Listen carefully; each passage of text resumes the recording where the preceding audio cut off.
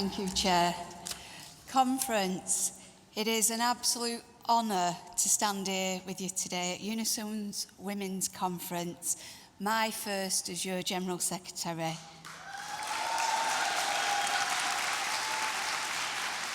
And as the first lay member to lead our union. And I come to this role not from an office in headquarters, but from a lifetime of fighting as a trade unionist. Every lesson I've learned, every battle I've been at, has taught me one truth. When working class women organise, nothing can stop us. This conference is always one of the most powerful moments in our union's history. Because when UNISON women come together, we don't just talk about change, we make it happen.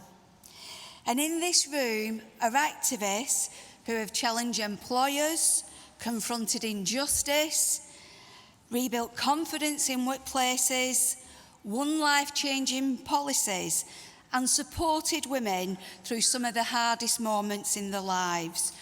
You are the heart and conscience of our union.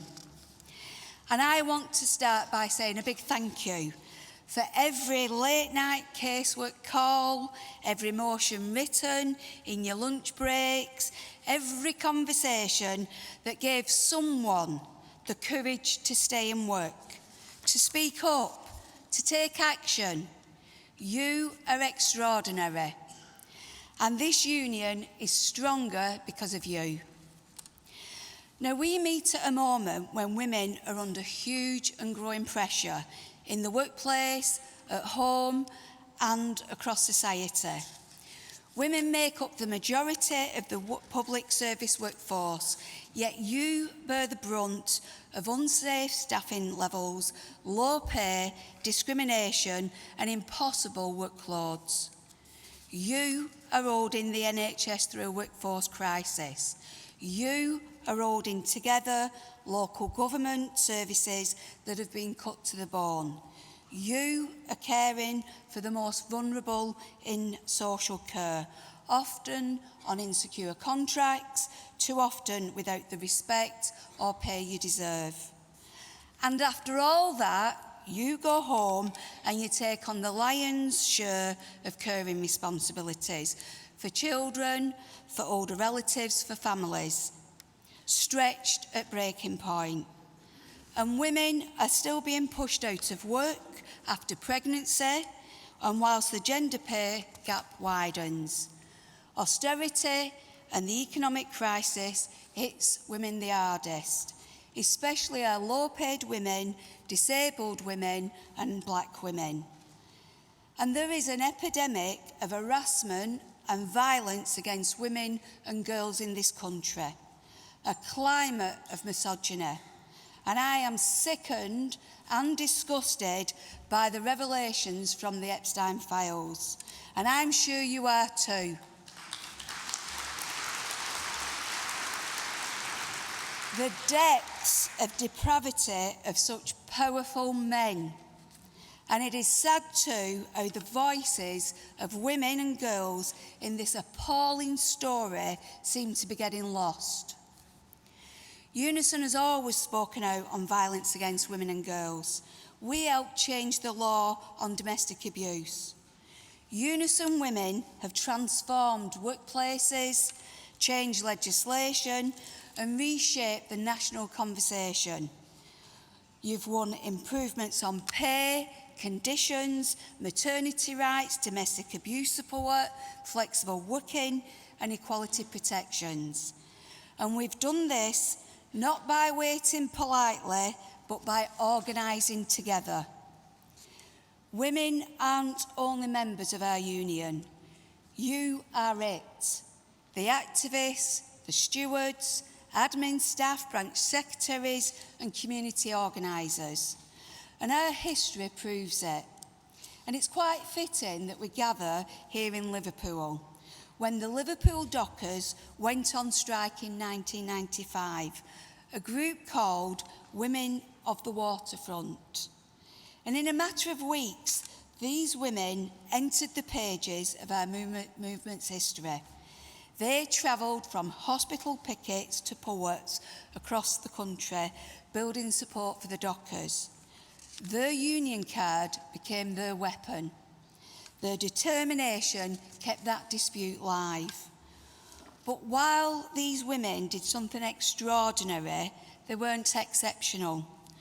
Working class women have always been organisers, fighters and leaders. From the phlebotomists in Gloucester to the healthcare assistants who took on the hospital CEOs to the Birmingham care workers who won their strike in 2019. Proof of women's leadership is everywhere. And we know better than anyone how cuts and underfunding affect those we care for. And when government refuse to invest in childcare, families or public services, it is women that feel it first. And we cannot wait for anyone else to fight on our behalf. We must continue to take action. And as your General Secretary, I will be on the front line opposing those cuts. I can't do this alone. I'm not a boss, I'm not a politician, but I am your voice. And a vote means nothing unless it's followed by action. So I ask you all here today in the hall, will you join me on our journey ahead to organise?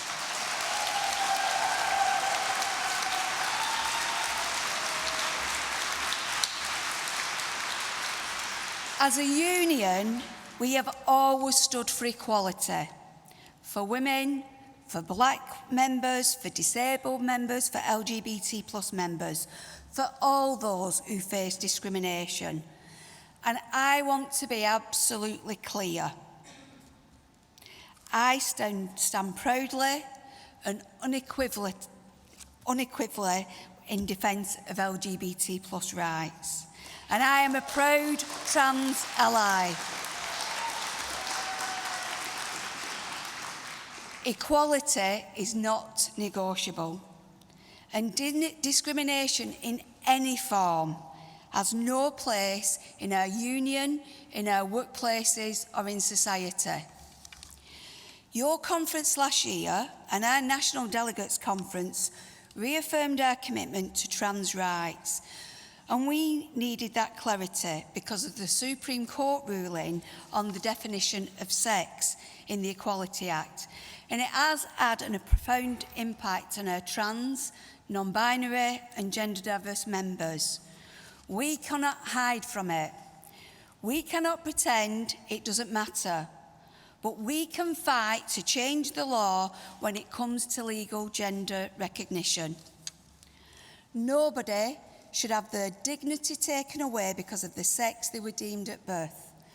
Too many countries have moved forward on gender recognition whilst the UK falls behind. And that must change. And UNISON can be at the front leading that change and making that change happen. And let me say this from the heart. There is no contradiction between the rights of one worker or another. The only contradiction is between workers and employers. And no stroke of a pen in Westminster will silence us or weaken our defence of the working class. A working class that is diverse, made up of people of all backgrounds, nationalities and gender identities.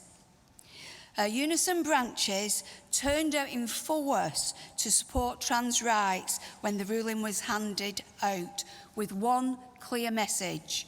When trans rights are under attack, we stand up and we fight back.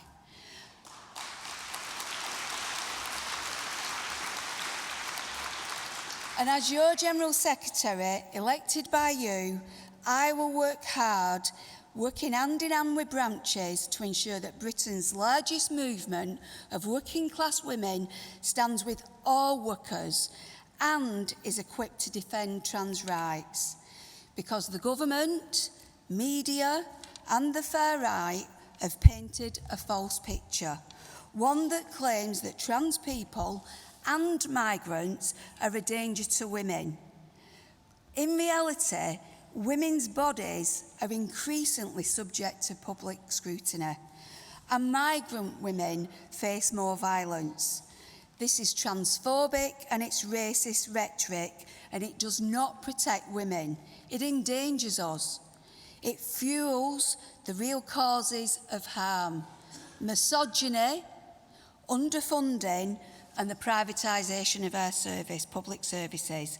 And who benefits from this division? Not working class women. Right-wing forces have disguised a class war as a culture war. Every moment that workers spend pointing fingers at colleagues and neighbours is time stolen from fighting the true enemies. And it doesn't have to be that way.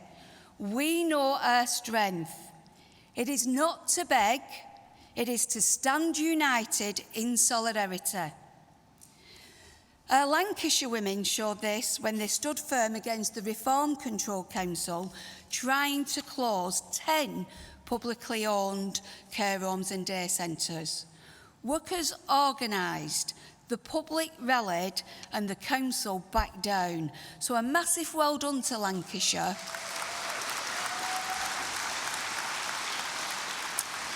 Because the message were really clear from our members. If that council moved one resident out of care into private care, they were ready to strike. So as I say, again, well done for that strength of solidarity. But our union is also ready to stand up to reform wherever they threaten our rights. Our strength as a trade union does not come from loopholes or in legislation. It comes from collective industrial power, achievable when all workers unite under a credible plan to win. And that's why the Employment Rights Act 2025, it does matter. It is the biggest overhaul of workers' rights in a generation. One, because trade unionists fought for it. But rights on paper are not the same as rights in practice. So as UNISON members, we will enforce these rights, workplace by workplace, employer by employer, ensuring that flexibility, safety, dignity and fairness are real, enforceable rights for women. We have to make sure the government delivers the improvements on parental rights, maternity benefits and pay they've promised, and that doesn't give in to and that they don't give in to the business lobbying. We don't want any more U-turns. And while I'm on U-turns, I must mention the WASPy women. After raising hopes about fair compensation at last, the government has slammed the door on justice.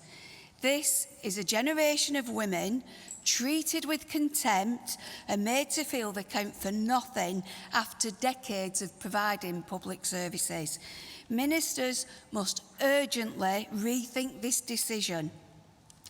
They lack leadership. And I want to talk about leadership because, by contrast, this union is filled with women who lead every day, often without calling yourself leaders. You lead when you challenge an employer who says, that just isn't how we do things, or that can't be done. You lead when you encourage somebody to join. You lead when you speak up at a branch or a public meeting, even if your voice shakes. But you lead when you support another woman to step into a role she doesn't think she's good enough for. And this union must reflect the women who make up its strength. More women branch secretaries and more women negotiators. More women shaping decisions. Not because it looks good, but because it makes us stronger. And our movement must always be a home for all women. Women of every background, race, ethnicity, faith, disability, sexual orientation and gender identity. Solidarity is not a slogan, it is a practice. It's how we build a movement that is powerful, united and impossible to ignore. Conference, remember this. Women in Unison have transformed workplaces. We've changed legislation and we've reshaped the national conversation, not by waiting politely, but by organising together. From our equal pay claims wins from Glasgow to Birmingham, when we've demanded better, we've won. When we've refused to be divided, we've won. And when we have stood united across sections, regions and identities, we've won. There is no force in public services more powerful than organised women, and there is no union more powerful than Unison when its women lead. You have changed lives, you've changed workplaces, and together in the years ahead, we will change even more. Thank you for every woman that you support, for every injustice that you challenge, and for every victory that you win. For every day you show up determined to make things better. Let's go from here ready to take on the employers who underestimate us, challenge systems that fail us, and build workplaces that respect, protect, and value every woman. And let's do what Unison women have always done. Lead, organise, win, but let's do it together. Thank you very much, and solidarity. Thank you.